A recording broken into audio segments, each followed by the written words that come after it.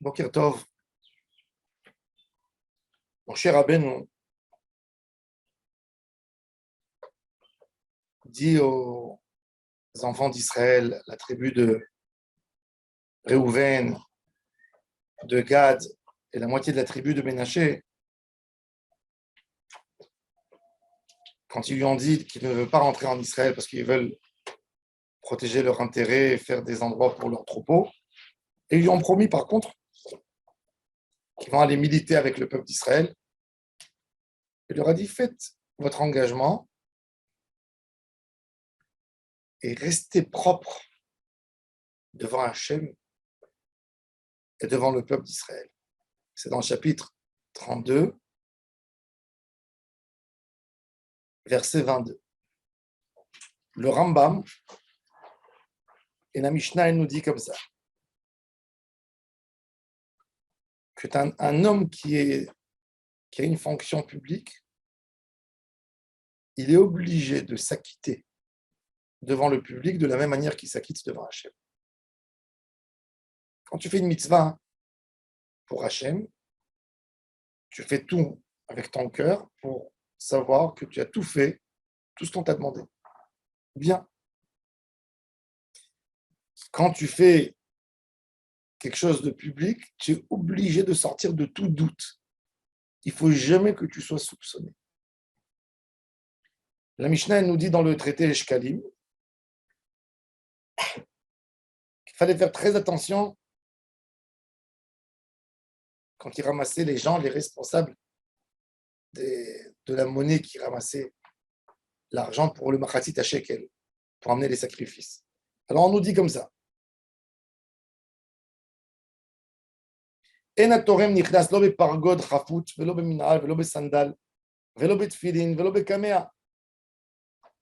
quand il rentrait dans la lishka pour prendre l'argent pour aller acheter, il n'avait pas le droit de rentrer même avec des téphilines. Vous savez pourquoi?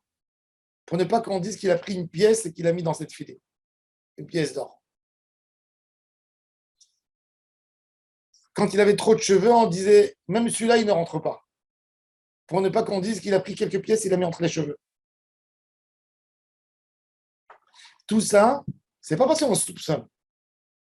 Pour ne pas qu'on parle. Pour ne pas qu'on dise quelque chose.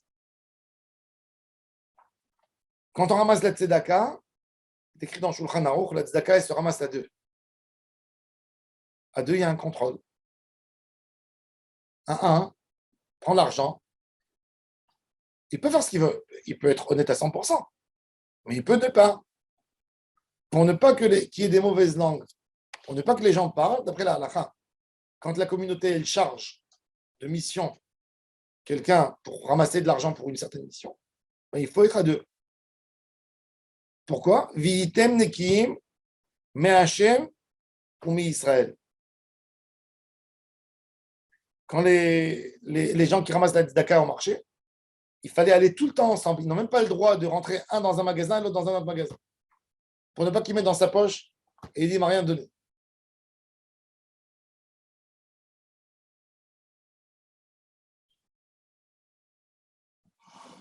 Par exemple, dans la halakha, il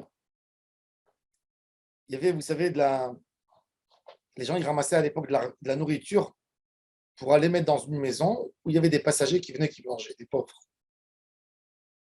Alors, ils ont donné le matin, par exemple, 50 pains. L'après-midi, les responsables de la tzedaka, ils rentrent, ils voient qu'il y a 30 pains. S'ils vont rester jusqu'à demain, ils vont rassir. Donc, ils sortent, ils les vendent au marché à un prix plus bas pour que les gens achètent, ils prennent cet argent et l'argent, elle reste dans une boîte de tzedaka et avec ça, ils peuvent acheter le lendemain. Ben, ils n'ont pas le droit de se vendre à eux le pain, que à d'autres personnes. Pour ne pas qu'on dise ils n'ont pas donné, ils ont empêché pour l'acheter moins cher. Ils n'ont pas le droit de vendre pour eux-mêmes. Mais c'est l'intérêt de la tzedaka. Vadaï que non. Ça veut dire qu'ils n'ont pas le droit à ce point. Ça veut dire on t'a donné ça pour la tzedaka, ça a un certain but. Pour ne pas qu'on soupçonne qu'on dit il a protégé ses intérêts. Il s'est fait quelque chose. À quel point ça doit être propre. Le Midrash Tanchuma, il nous dit que mon cher Rabbeinu, quand il a ramassé les dons pour le Mishkan, alors il faisait de l'ordre et il écrivait, ça j'ai reçu comme cuivre, avec ça j'ai fait la poêle, ça j'ai reçu comme ce métal d'argent, j'ai fait avec ça tel ustensile, j'ai fait avec ça. Quand il a fait toute l'ordre, il a oublié les 1775 shekalim qu'il a fait avec ça, des adanim, pour porter les poutres en argent. Il les a oubliés. Et il était peiné, Moshe Rabbeinu, il a dit, mais dans le compte global, je ne sais pas où ils ont disparu cette somme. Ce n'est pas une très grande somme, mais c'était une somme. Et il avait une peine, et Akadosh Baruch Hu lui a éclairé par Ruach HaKodesh, je lui ai dit, ça tu l'as mis là-bas dans le Vavé à Hamoudim. Dans les trucs qui attrapaient les anneaux, qui attrapaient les... Il a remercié Akadosh Baruch Hu. Merci Hachem. De là, on voit à quel point il faut faire attention. Il faut faire attention de garder la propreté. La Mishnah, elle nous dit dans le traité Yoma, il y avait une famille à Jérusalem qui s'appelait la famille Gramo.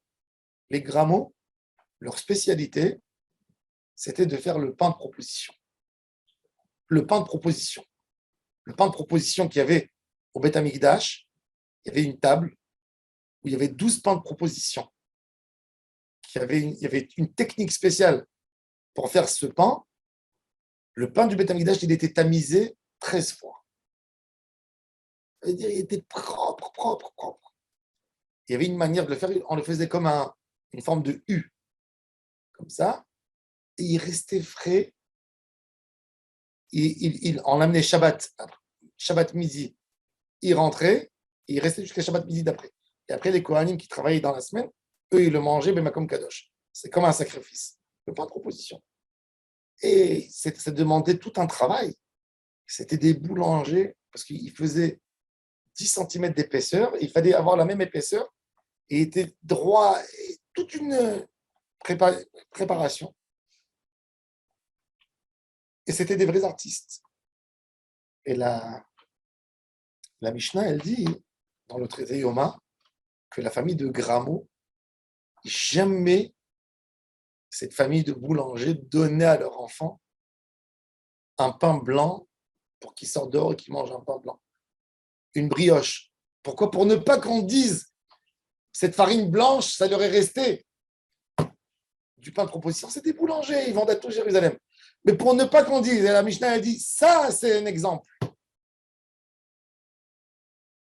De là, on voit quand quelqu'un il a la plus petite des responsabilités. Des fois, tu ramasses de l'argent pour fêter un anniversaire, par exemple. On est quelques copains, d'accord? Et on a envie de faire une surprise. Alors, on se fait un petit groupe, on dit qui c'est qui veut participer avec nous? Et il y a quelqu'un qui prend. Bien sûr qu'on lui donne avec bon cœur, mais à lui de dire voilà, j'ai acheté ça, ça m'a coûté ça. Ça m'a coûté ça. Faire le compte exact et remettre les choses. Être propre. Pour ne pas avoir même un petit point d'obscurité où on dit que Chaz Shalom, il n'a pas fait les comptes bien. Surtout quand il s'agit de gros comptes, de l'argent de public. Quand quelqu'un, ce n'est pas le public toujours qui l'a chargé, c'est la communauté qui lui a chargé de mission. Allez, tu vas t'occuper. Il a besoin de faire tous les comptes, de dire voilà les comptes. C'est de l'argent du public, c'est kadosh. C'est kadosh. De l'argent qui n'est pas à toi, c'est kadosh. C'est de l'argent c'est comme de l'argent d'Hachem. Et il faut donner le détail jusqu'au centime près. J'étais disparu d'immeuble, 15 ans, 10 ans, j'étais disparu. Ouais. Voilà. Tu as une facture, tu gardes la facture. Ça coûtait 95 centimes, 95 centimes. Tu n'arrondis pas ni en haut ni en bas. Et ça, c'est une grandeur. Vitem nekim Hashem Israël. J'avais un chaver, Zichrono Livracha, un avocat, un des plus grands avocats dans les relations internationales. Il faisait des procès. Quand il avait un client, même des fois c'était des pays qui lui demandaient de régler des histoires, des litiges entre pays. Quand il écrivait les dépenses qu'il avait pour les factures, il écrivait un timbre. Il y a eu un timbre, il y a eu un courrier qui a été envoyé. Le timbre, il a coûté 35 centimes de dollars. Et il me disait, le temps que j'écris, le temps pour facturer, que j'écris, le timbre, c'est plus cher que le timbre. Mais il me dit, mais la propreté d'esprit, elle n'a pas de prix. L'honnêteté n'a pas de prix. Et ça, il faut transmettre à nos enfants. De l'argent qui n'est pas à toi. Même entre frères. On a envie de faire une surprise aux parents. Entre frères. On fait un petit groupe. Être propre. Les comptes, voilà. Il y a eu ça et ça qui a été acheté. Il y a eu ça et ça qui est resté. Qu'est-ce que vous voulez qu'on fasse? Jamais arrondir, jamais dire ah, mais moi j'ai travaillé plus, donc je prends peut-être. Non. Tu viens, tu poses la question. Et après, le public te dira. Et ça, c'est Vitem Nekiim, mais Hachem au Israël. Sortir propre, que jamais personne ne dit sur vous. Quoi que ce soit. La Gemara a dit que les Gizbarim de la Tzedaka, quand ils rentraient dans une réunion pour compter, ils faisaient le compte des boîtes de la Tzedaka, ils rentraient qu'avec une tenue qui n'a aucune poche, une djellaba qui n'a rien du tout. Pas chas v'shalom parce que on les soupçonne. Si on les aurait soupçonnés, on n'aurait jamais mis ici. Mais c'est à eux de montrer qu'ils sont propres. Nous, on compte sur eux. Mais à eux de montrer qu'ils sont propres. Et celui qui va dans ce chemin, il est sûr, certain, que jamais il tombera, que jamais il sera piégé. C'est une mitzvah de se montrer propre. Vitem Nekiim. Dans cette halakha, il y a beaucoup d'autres choses qui sortent. Rav Feinstein dit, tu n'as pas le droit de mettre une machine à laver avec une minuterie, par exemple. Shabbat. Pourquoi?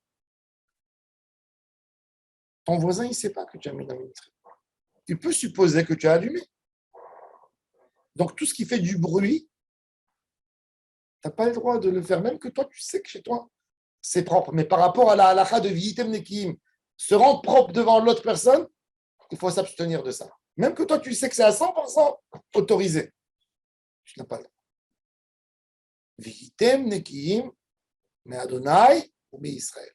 Ça, c'est dans notre paracha. C'est-à-dire que la propreté, c'est pas rien. Propreté d'esprit, c'est pas rien qu'elle doit exister. Elle doit se montrer. Elle doit être visible. Il ne suffit pas que toi, tu sais que tu es honnête. Il faut que l'autre, d'après tes actions, il sait que tu es honnête. Baruch Adonai l'olam.